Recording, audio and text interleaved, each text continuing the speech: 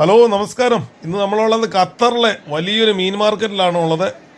Doha ഖത്തറിലെ ഈ വലിയ മീൻ മാർക്കറ്റിൽ നമ്മുടെ കേരളത്തിൽ കിട്ടുന്ന എല്ലാ മത്സ്യങ്ങളും ഇവിടെ ലഭ്യമാണ്. വളരെ ഫ്രഷ് മത്സ്യമാണ്. വളരെ വിലക്കുറവിലാണ് ഇവിടെ മീൻ കിട്ടുന്നത്. നെയ്മീനുണ്ട്, മോതയുണ്ട്, ചൂരയുണ്ട്, കേരയുണ്ട്, കൂരിയുണ്ട്, അയലയുണ്ട്, മത്തിയുണ്ട്, ചാളയുണ്ട്, കണവയുണ്ട്. എല്ലാ മത്സ്യങ്ങളും ഇവിടെ ലഭ്യമാണ്. അതുകൊണ്ട് തന്നെ നമ്മുടെ രണ്ട് പെങ്ങന്മാരവിടെ ഉണ്ട്. അവർ രണ്ടുപേരോട് കൂടി കണ്ട മീനുകളെല്ലാം കുറേ വാങ്ങിയിട്ടുണ്ട്. രണ്ട് മോത, രണ്ട് ചൂര, രണ്ട് കേര എല്ലാം വാങ്ങിയിട്ടുണ്ട്. കുറച്ച് മീൻ കൂടുതലായതുകൊണ്ട് കുറച്ച് മീൻ വെട്ടി അച്ചാറിടാമെന്നുള്ള പ്രതീക്ഷയിലാണ്. അളിയനാണ് മീൻ വെട്ടുന്നത്. നമുക്ക് പരിചയമില്ലെങ്കിൽ നമുക്ക് മീൻ വെട്ടാൻ പറ്റും. കാരണം നല്ല ഫ്രഷ് മീനായതുകൊണ്ട് ഇത് ഉടഞ്ഞു പോകത്തൊന്നുമില്ല. അപ്പോൾ അവരിതിനെ വെട്ടി നുറുക്കി ഇങ്ങനെ എടുക്കുന്നുണ്ട്.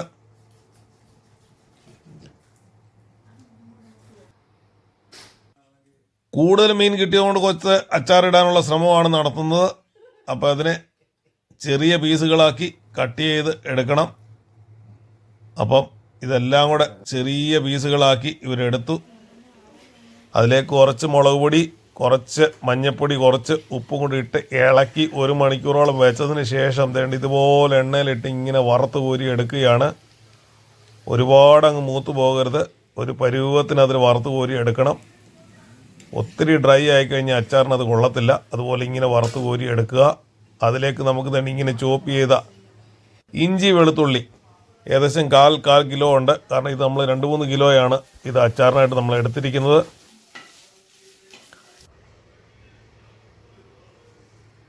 ഈ എണ്ണ തിളപ്പിച്ചതിന് ശേഷം നമ്മൾ അതിലേക്ക് കുറച്ച് കടുക് ഇട്ടു. ഇനി അതിലേക്ക് കുറച്ച് ഉലുവ കൂടി ഇടുകയാണ്. ഉലുവ കൂടി ഇട്ടിട്ട് ആ ചോപ്പ് ചെയ്ത് വെച്ചിരുന്ന ഇഞ്ചി വെളുത്തുള്ളി അതിലേക്ക് നമ്മൾ ഇടുന്നു. അതൊരു മീഡിയം ഫ്ലെയിമിൽ വെച്ചുകൊണ്ട് നമുക്ക് എന്ത് ചെയ്യാം, കുറച്ച് വഴന്ന് കിട്ടുന്നത് വരെ നമുക്ക് അതിനെ ഒന്ന് എടുക്കാം. അതിലേക്ക് കുറച്ച് കറിവേപ്പിലയും കൂടി ഇട്ടിട്ടുണ്ട്.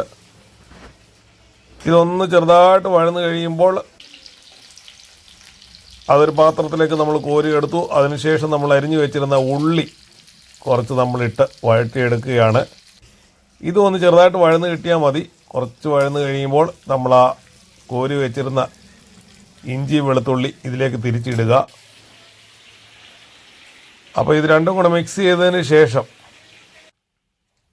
തീ ഒരു മീഡിയം ഫ്ലെയിമിലേക്കല്ല, തീ പൂർണ്ണമായിട്ടും കുറച്ച് വെച്ചതിന് ശേഷം അതിലേക്ക് നമുക്ക് കുറച്ച് മുളക് പൊടി, കുറച്ച് കാശ്മീരി മിർച്ചും സാധാരണ മുളക് പൊടിയും കൂടി ചേർത്ത് മിക്സ് ചെയ്താണ്. കാരണം എരിവൂടെ വേണം, കളറും വേണം. അതുകൊണ്ട് രണ്ടും കൂടെ ചേർത്ത് ഒരു 5-8 സ്പൂൺ ഇട്ടിട്ടുണ്ട്. കാരണം നമുക്ക് ഇത്രയും മീനുള്ളത് കൊണ്ട് കുറച്ച് കൂടുതൽ വേണമായിരുന്നു.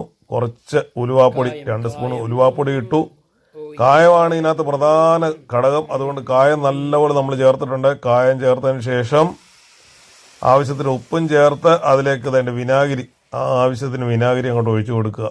വിനാഗിരി ഒഴിച്ചതിന് ശേഷം തീ കംപ്ലീറ്റ് ഓഫ് ചെയ്തിട്ട് നമ്മൾ വറുത്ത് കോരി വെച്ചിരിക്കുന്ന ഈ മീൻ കഷ്ണം അതിലേക്ക് അങ്ങ് ചേർക്കുക.